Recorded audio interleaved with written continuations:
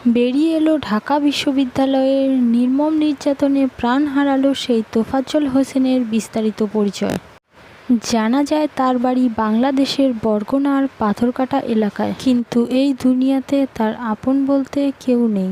পরিবারের সবাইকে হারিয়ে একাই বেঁচে ছিলেন তোফাজ্জল, কিন্তু তিনি ঢাকা বিশ্ববিদ্যালয়ের শিক্ষার্থী বা কোনো শিক্ষকও ছিলেন না। তবে পাথরকাটা উপজেলার কাঁঠালতলী ইউনিয়নের একসময় সাব ডিভিশনের সভাপতি ছিলেন তিনি।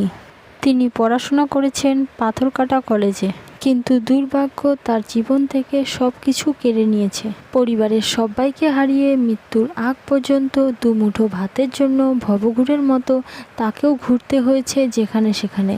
কিন্তু ভাগ্যের কি পরিহাস, তাকে শেষ পর্যন্ত কি নির্মমভাবে মরতে হলো।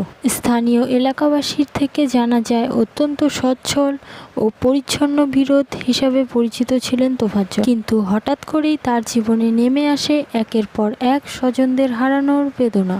৮ বছর আগে প্রাণ হারান তার বাবা। স্থানীয় এক মেয়ের সাথে প্রেমের বিচ্ছেদ হওয়াতে কিছুটা ভারসাম্যহীন হয়ে পড়ে তোফাজ্জল। তারপর 4 বছর পরে ক্যান্সারে আক্রান্ত হয়ে মারা যান তার মা। এই মা হারানোর ফলে আরও মানসিক ভারসাম্য বেড়ে যায় তোফাজ্জলের।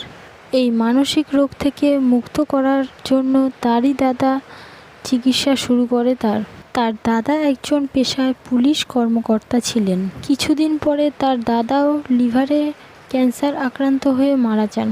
পরিবারের একে একে মা, বাবা, দাদা সবাইকে হারিয়ে একাই বেঁচে ছিলেন তোফাজ্জল। খোঁজ নিয়ে দেখা যায় মাঝে মাঝে তোফাজ্জলকে পাথরকাটা এলাকায় দেখা গেলেও বেশিরভাগ সময়টাতেই সে লাপাত্তা থাকত। এই সময়টাতে তিনি ঢাকা শহরের অলিতে গলিতে ঘুরে বেড়াতো, কখনো খালি গায়ে, কখনো বা ছেঁড়া নোংরা পোশাক পরেও দেখা যেত ঢাকা বিশ্ববিদ্যালয়ের আশেপাশে। দুমুঠো ভাতের জন্য মানুষটি ঘুরে বেড়াতেন শহরের অলিতে গলিতে, যা তাকে শেষ পর্যন্ত মৃত্যুর দুনিয়াতে নিয়ে গেছে।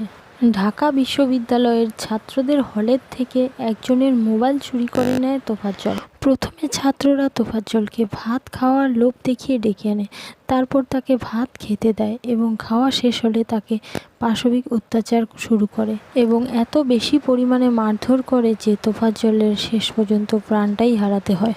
সামান্য একটা মোবাইল চুরির শাস্তি যদি মৃত্যু হয়, তাহলে সেই ছাত্রদের কি শাস্তি দেবে বাংলাদেশের বিচার ব্যবস্থা, যারা তোফাজ্জলের প্রাণ কেড়ে নিয়েছে? সেটাই দেখার বিষয়। আপনারা সবাই সুস্থ থাকবেন, ভালো থাকবেন এবং সাবধানে থাকবেন। ধন্যবাদ। আজকে এই পর্যন্তই।